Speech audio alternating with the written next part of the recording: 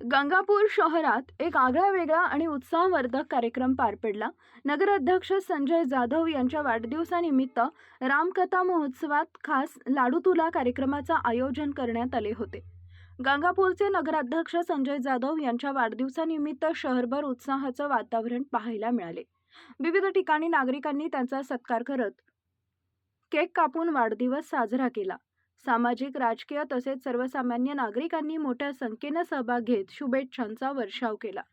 दरम्यान शहरात सुरू असलेल्या रामकथा महोत्सवातही विशेष कार्यक्रमांचं आयोजन करण्यात आले होते.